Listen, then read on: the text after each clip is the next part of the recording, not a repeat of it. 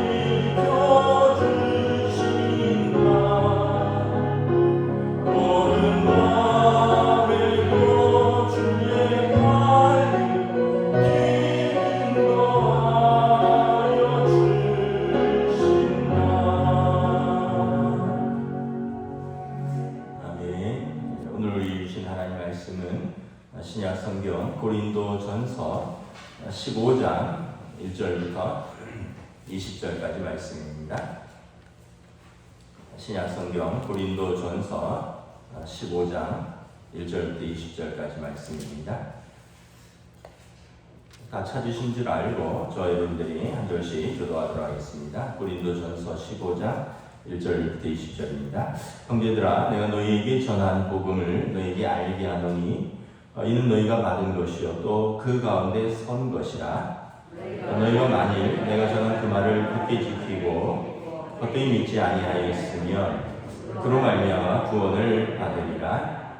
내가 받은 것을 먼저 너희에게 전하였노니 이는 성경대로 그리스도께서 우리 죄를 위하여 죽으시고 장사 지낸 바 되셨다가 성경대로 사흘 만에 다시 살아나사 게바에게 보이시고 후에 12제자에게와 그 후에 500여 형제에게 일시에 보이셨나니 그 중에 지금까지 대다수는 살아있고 어떤 사람은 잠들었으며 그 후에 야고보에게 보이셨으며 그 후에 모든 사도에게와 맨 나중에 만삭되지 못하여 난 자 같은 내게도 보이셨느니라.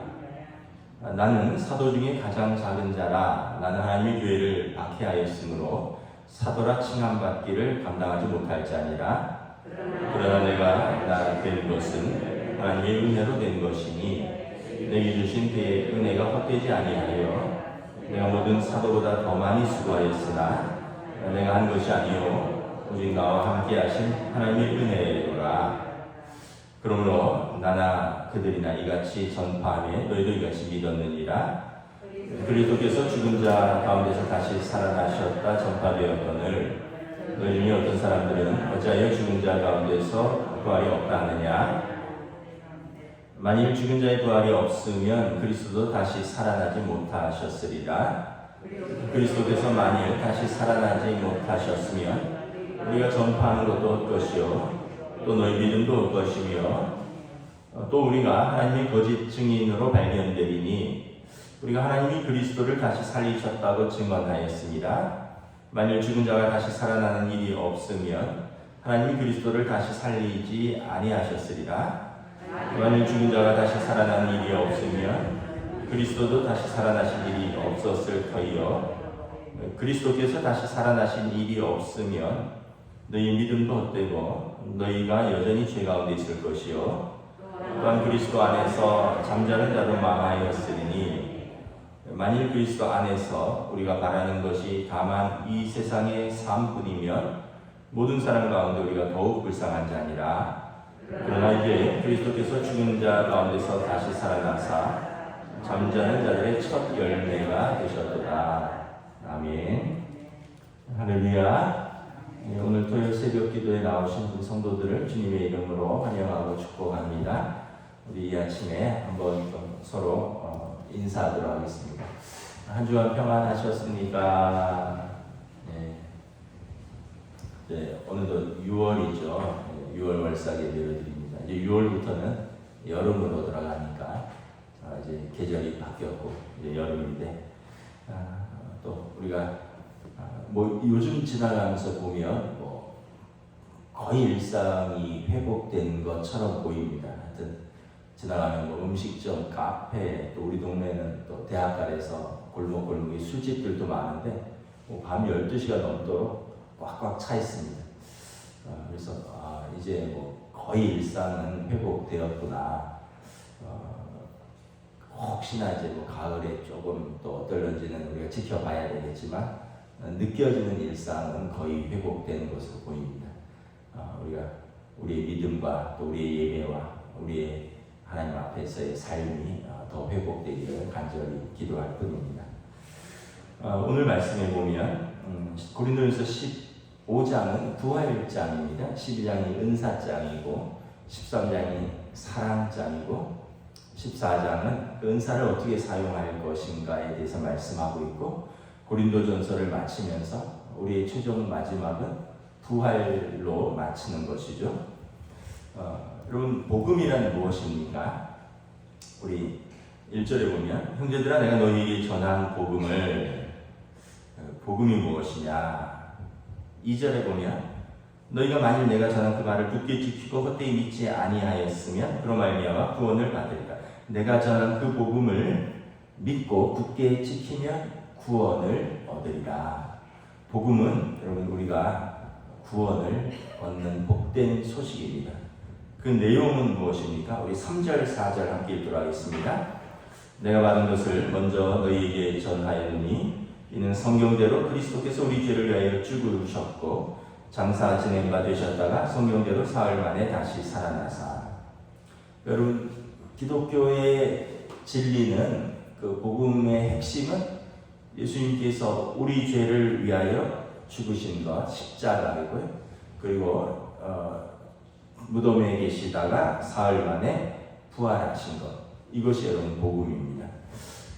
먼저 우리 죄에 대해서 죽으심이 있어야 된다는 거죠. 왜냐하면 모든 사람이 죄를 범하였음에 하나님의 영광에 이르지 못하더니 하나님 나라는 죄인이 갈 수 없는 나라죠. 그런데 그리스도의 십자가의 속량으로 말미암아 하나님의 은혜로 우리가 값없이 의롭다 하심을 얻었습니다. 예수님이 십자가에서 우리 죄를 짊어지심으로 우리가 죄를 용서받고, 그러니까 죄의 빚을 탕감받고 하나님 나라에 값없이 갈 수 있는 은혜를 얻은 거죠. 로마서 3장 25절에 보면 이 예수를 하나님이 그의 피로써 믿음으로 말미암는 화목제물로 세우셨으니 이는 하나님께서 길이 참으시는 중에 전에 지은 죄를 간구하심으로 자기의 의로우심을 나타내려 하시니. 그러니까 우리 죄가 없다는 것이 아니라 우리의 전에 지은 죄를 간과하셨다, 넘어가셨다는 것입니다. 하나님이 눈 감아 주셨다는 거죠. 봐주셨다는 거죠. 왜냐하면 예수님이 그의 피로써 하나님과 우리 사이에 화목제물이 되셨기 때문이라. 그래서 속량이라는 것은 죄값을 대신 지불하시고 하나님과 우리 사이를 화해시키셨다라는 거죠. 그래서 우리 기독교에서 모든 인간은 죄인이다. 무조건적인 죄인, 그러나 선택적 의인이다. 믿음으로 말미암아 구원을 얻은 의인들이다 말씀을 합니다. 모든 사람은 다 죄인이고요. 그러나 선택적 의인, 믿음으로 이 그리스도를 영접한 자는 의인으로 인정을 받는다. 이게 여러분 복음의 핵심입니다. 복음의 핵심. 우리가 이거를 잘 붙들고 있어야 되는 것이죠. 여러분 우리가 죽음에 대해서 한번 생각을 해보면 이 세상의 가장 강력한 권세는 무엇일까? 죽음이죠. 어떤 목사님이 이런저런 일로 고민하는 후배 목사님이 찾아와서 상담을 하더래요. 목사님, 이것도 힘들고 저것도 고민이고 이것도 어렵고 어떻게 해야 됩니까? 그랬더니 그래서 정말 죽겠습니다. 이랬더니 그 선배 목사님이 그래, 죽으면 다 끝나는데 그러셨대요. 정말 생각해보면 복잡한 우리 일상, 관계, 얽혀있는 것들 죽으면 다 끝나는 거죠. 그래서 우리가 죽는다라는 사실 앞에 잠시 머물러 있으면 의외로 여러분 복잡한 문제들이 단순해질 수 있습니다. 제가 주중에 재미있는 영상을 봤는데, 제가 개나 이런 동물 다큐멘터리나 그런 영상들을 좋아해서 가끔 보는데, 이제 돌아가신 아버지를 이제 장례를 뒤에 아마 뒷산 쪽에 자기 선산에 장례를 치렀나 봐요. 그런데 개가 맨날 무덤에 간대요. 개가. 그러면서 자식보다 더 나은 개다, 이런 제목의 짧은 영상이 나왔더라고요. 개가 산책하려고 나가면 뒷산으로 해서, 그러니까 자기 주인이었던 그 아버지 묘에 가서 막 끙끙끙끙 대면서 거기서 한 30분, 1시간씩 머물다가 내려온대요. 아마 살아있을 때 주인이 개 밥도 주고 잘해줬나 봐요. 아마 장례식 때 개를 데려갔었나 보죠. 그런데 개가 잊지 않고 거의 매일 산책시키려고 나가면 개가 맨날 거기를 찾는다는 거예요. 그걸 보면 때로는 사람보다 나은 짐승도 있고 또 짐승보다 못한 사람도 있다, 이런 생각도 해봅니다. 돌아가시면 여러분 다 관계만 남는 거죠. 우리 육신은 허물어지고 관계만 남습니다. 나를 사랑해 주셨던 부모님, 나를 사랑해 주셨던, 또는 나와 함께 여러 가지 희노애락을 이제 견디면서 살아왔던 배우자, 관계만 남는 거죠. 인생의 모든 고민들, 복잡한 문제들은 우리가 죽는다는 사실 앞에 잠시 머물면 의외로 단순해질 수 있습니다. 이게 여러분 어떻게 보면 죽음이 가진 권세입니다. 제가 몇 번 말씀드렸지만 신혼여행을 25년 전에 태국으로 갔었는데, 그 좋은 호텔 옆에, 신혼부부들이 묵는 좋은 호텔 옆에 노숙자들이 이렇게 진을 치고 구걸을 하는데, 이걸 우리로 말하면 호텔 가드들이 쫓아내지 않더라고요. 그래서 제가 가이드한테 물어봤습니다. 이런 좋은 호텔 옆에 이렇게 노숙자들이 이렇게 있으면 호텔 이미지도 그렇고 그런데 왜 안 쫓아낼까요? 그랬더니 그러더라고요. 이 태국은 불교 나라이기 때문에 윤회설이라는 거죠. 그래서 지난 생에 내가 잘 못 살았으면 이 생에서 내가 저렇게 살 수도 있고, 그래서 내가 이 생에서 잘못 살면 내가 다음 생에 또 저렇게 살 수도 있는데 내가 누가 누구를 쫓아내랴, 이런 마음으로 그렇게 모질게 살지 않고 좀 나름대로 내가 이 땅에 있으면서 잘 살아야지 다음 생에 더 나은 삶으로 태어난다, 이렇게도 생각하고, 또 내가 지금 이 땅에서 이렇게 고생하는 것은 지난 생에 내가 잘 못 살아서 그런 거다 하고 받아들이기도 한다는 거죠. 그러고 보면 불교는 운명론이죠. 숙명론이에요. 그래서 이게 계속 반복되는 거죠. 근데 기독교는 그렇지 않습니다. 우리는 시작이 있고 끝이 있습니다. 그리고 끝에는 심판이 있다라고 성경은 말씀하는 거죠. 그래서 여러분, 어쨌든 여러분 지금 우리가 이렇게 숨 쉬고, 또 여러분들이 걸어서 예배당에 나오실 수 있고, 입을 열어 찬송할 수 있고, 귀로 하나님의 말씀을 들을 수 있고, 눈으로 성경을 볼 수 있고, 그리고 교제할 가족들, 성도들이 있다면 여러분 우리는 감사한 일이 여러 가지가 되는 것입니다. 그래서 어떤 면에서 보면 여러분 우리가 죽어도 후회 없는 삶을 살아야겠죠. 그래서 버려야 할 것, 취해야 할 것. 여러분 만약에 우리가 이렇게 내가 하나님 앞에 가는 날을 알 수 있다면, 예를 들어서 1년 남았다, 6개월 남았다. 우리 군대에서 보면 D-300일 제대 날짜 매일 카운트하듯이 그렇게 날짜를 알 수 있다면 우리가 버려야 할 것과 취해야 할 것을 우리가 집중해서 선택할 수 있을 것입니다. 뭘 버려야 할까요?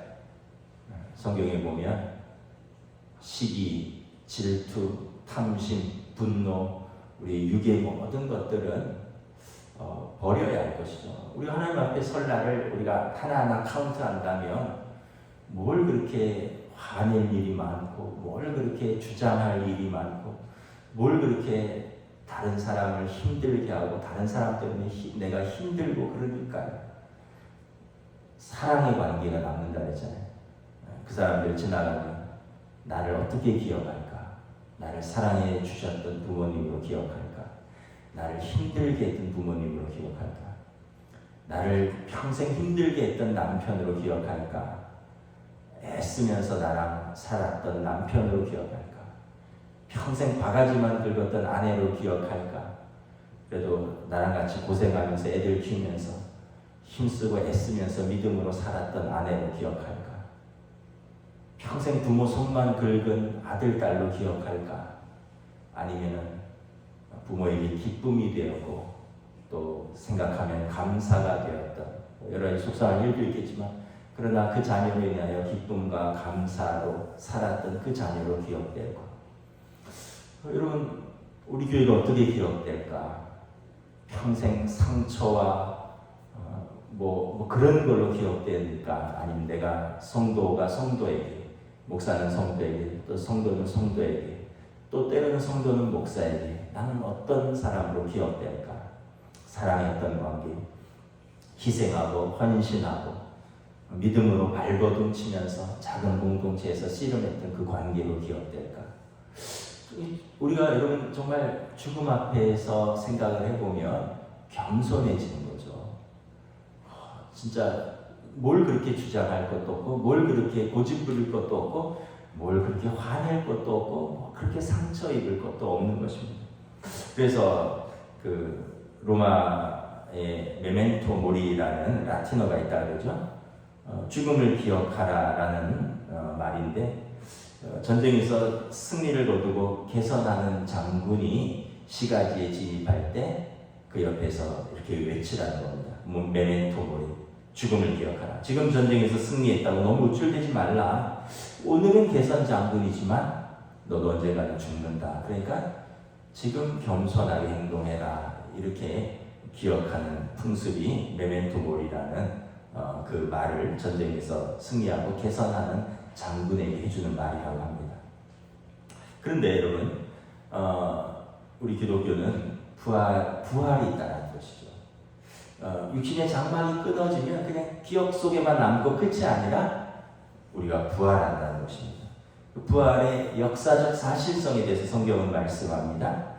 우리 3절부터 우리 8절까지 한번 교도하도록 5절부터 8절 한번 교도하겠습니다. 4절부터입니다. 장사 지낸 바 되셨다가 성경대로 사흘 만에 다시 살아나사 게바에게 보이시고 회의 12제자에게와 그 후에 500여 형제에게 일시에 보이셨나니 그 중에 지금까지 대다수는 살아있고 어떤 사람은 잠들었으며 그 후에 야고보에게 보이셨으며 그 후에 모든 사도에게와 함께 있습니다.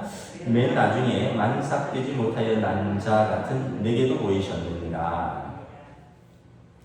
부활에 나만 봤다 이러면은 역사적인 객관성을 담보하기 힘들죠. 12제자만 봤다. 그래도 사람들이 신뢰성을 담보하기 어렵죠. 자기들끼리만 봤다니까. 오늘 본문에 보면 5절에 12제자, 6절에 500여 형제, 7절에 사도 바울, 부족한 만삭되지 못한 같은 자 나도 보았다. 부활하신 예수님을 숫자로 따지면 513명이 본 것입니다. 그러니까 여러분 513명이 다 입을 맞출 수 있을까요? 12명 입 맞추기도 어렵겠죠. 여러분 전 경찰서는 안 가봤지만 경찰서에서 수사를 한다 그러면 3명만 해도 따로따로 불러서 종이 주고 육하원칙에 의해서 쓰라 그러면 거짓말하면 3사람이 다 같은 걸 쓸 수가 없습니다. 아무리 입을 맞춰도 3사람을 딱 하루만 떨어뜨려서 구체적으로 물으면 아무리 입을 잘 맞춰도 거짓이 다 드러납니다. 여러분 513명이 부활하신 주님을 보았다. 이것은 부활의 역사적 사실을 증명하는 것입니다. 그래서 여러분 그 9절부터 10절에 보면 부활하신 주님을 본 나는 어떤 사람인가 이렇게 간증하고 있습니다. 우리 9절부터 10절 우리 함께 읽도록 하겠습니다. 시작. 나는 사도 중에 가장 작은 자라. 나는 하나님의 교회를 박해하였으므로 사도라 칭함받기를 감당하지 못할 자니라. 그러나 내가 나된 것은 하나님의 은혜로 된 것이니 내게 주신 그의 은혜가 헛되지 아니하여 내가 모든 사도보다 더 많이 수고하였으나 내가 한 것이 아니요 오직 나와 함께 하신 하나님의 은혜로다. 바울 사도의 간증이죠. 내가 전에는 하나님의 교회를 박해하던 자였다. 죄인이란 거죠. 다른 성경에 보면 나는 죄인 중에 괴수다, 우두머리다. 그런데 그런 하나님께서 나를 사랑하셔서 하나님의 자녀 삼으시고 나를 충성되이 여겨서 사도로 삼으셨다. 그래서 10절에 나의 나된 것은 전적인 하나님의 은혜다. 그래서 그 은혜가 헛되지 아니하려 하여 내가 힘써 복음을 전하고 다른 사도들보다 더 많이 수고하는 것으로 생각하지 않는다. 왜냐하면 내가 그 은혜를 기억하기 때문이다 말하는 것입니다. 여러분, 은혜를 아는 삶이 이렇게 복된 삶입니다. 수고해도 원망이 없어요. 은혜를 알면 내가 받은 은혜가 얼마나 큰지, 그래서 그 은혜를 깨달으면 감사하고 충성되고 사명대로 사는 거죠. 은혜를 모르면 모든 게 불평이고 원망이고 섭섭하고 그런 것입니다. 그래서 자녀들이 부모의 은혜를 알면 감사하는, 효하는 자녀가 되고, 성도가 하나님의 은혜를 알면 감사하고 충성하는 성도가 되고, 부모의 은혜를 모르면 자녀들은 부모에 대해서 감사하는 마음도, 사랑하는 마음도 늘 원망하고, 그 성도도 마찬가지입니다. 하나님의 은혜를 모르면 나를, 죄인된 나를 부르시고 하나님의 자녀 삼아주시고, 그런 나를 충성되이 여겨서 어떤 사람은 권사로, 어떤 사람은 장로로, 어떤 사람은 전도사나 목사로, 그래서 각자 하나님의 교회를 섬기는 귀한 직분을 주셨는데, 하나님의 은혜를 깨달으면 내가 수고가 아니요, 그 하나님의 큰 은혜에 정말 작은 정말 나의 사명으로 감당하는 것이니까 자랑할 것도 없고, 또 원망할 것도 없고, 또 상처될 것도 없고,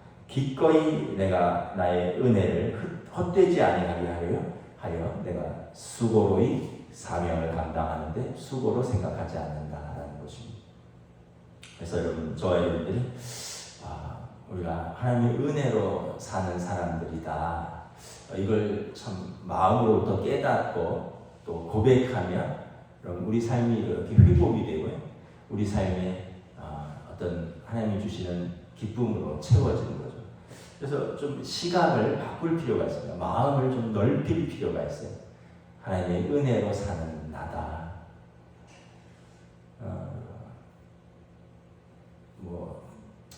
제가 주중에 또 그런 이야기를 들었는데, 점점 또 걷기가 힘들어지고, 누가 부축하지 않으면 혼자서 다니기가 어렵고, 그런 때가 온다는 것입니다.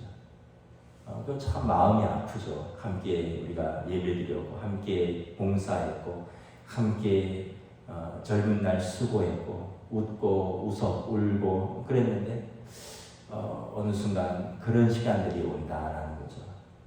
참 마음이 아프지만, 또 한편으로는 그래도 하나님의 은혜를 기억하고 내가 살아있는 동안, 내가 내 발로 예배드릴 수 있는 동안 힘써서 예배드리고, 힘써서 하나님을 찾고, 그리고 힘써서 하나님 앞에 나아가는 삶을 사는 것이죠.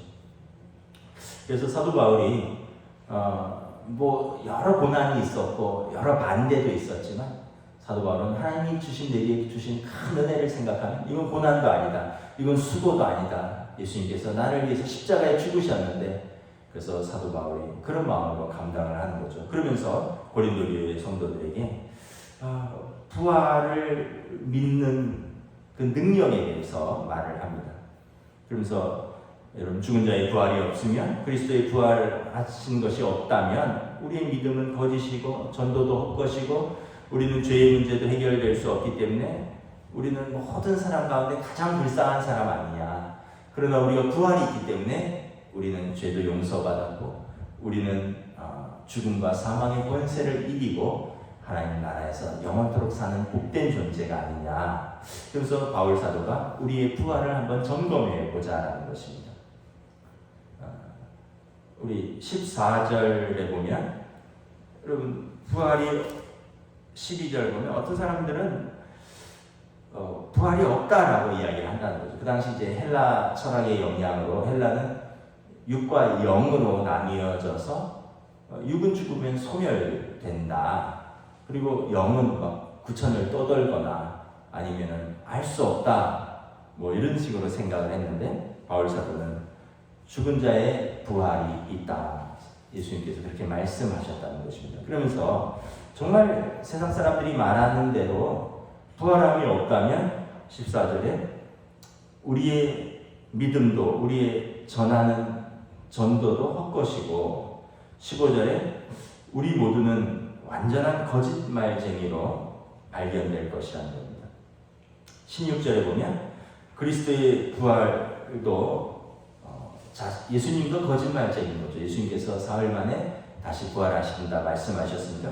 예수님도 거짓말쟁이고 우리도 거짓말쟁이고 17절에 우리는 여전히 죄 가운데 있을 것이고 18절에 예수 믿고 죽은 사람들, 그 사람들은 그냥 망한 사람들 뿐이고, 그래서 한마디로 부활이 없다면 기독교의 존재 근거가 무너진다는 거죠.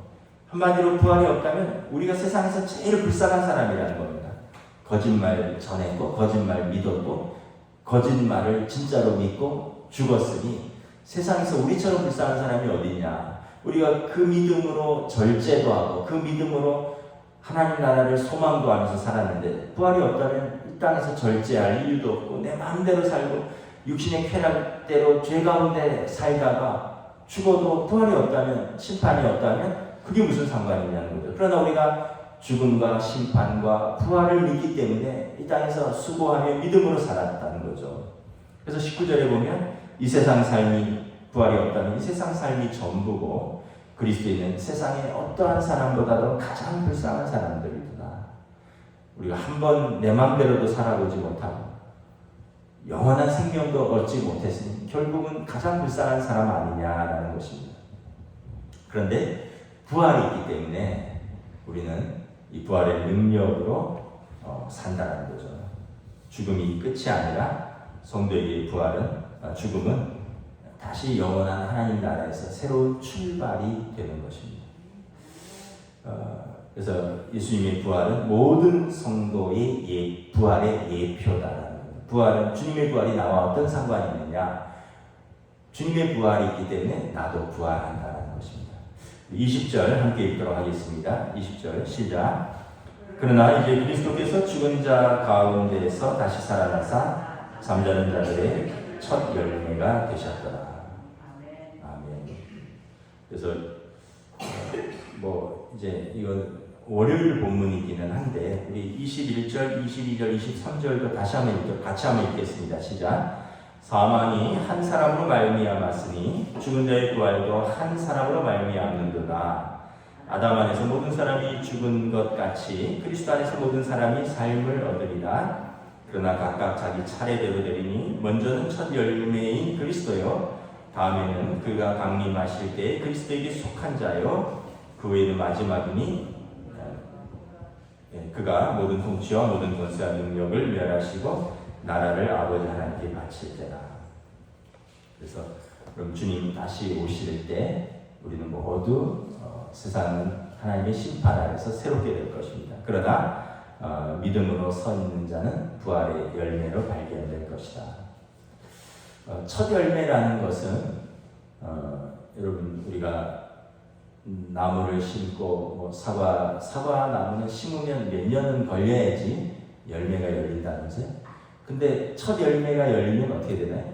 그 다음부터 그 나무에 열매가 주렁주렁 열리는 거죠. 우리 권사님들하고 문경 한번 갔다 오다 보니까 아니 세상에 저는 나무에 사과가 그렇게 많이 달리는지 그 나무가 그 무게를 어떻게 버티는지 참 놀라울 정도더라고요. 나무 하나에 수백 개는 달린 것 같아요. 사과 하나가 한 300에서 500g은 될 텐데 이게 그냥 나무에 가득 달려있는 거죠. 근데 처음에 심었을 때는 아마 열리지 않았을 것입니다. 몇 년 지나서 첫 열매가 열리고 그 다음부터는 계속해서 같은 열매가 주렁주렁 열린다는 거죠.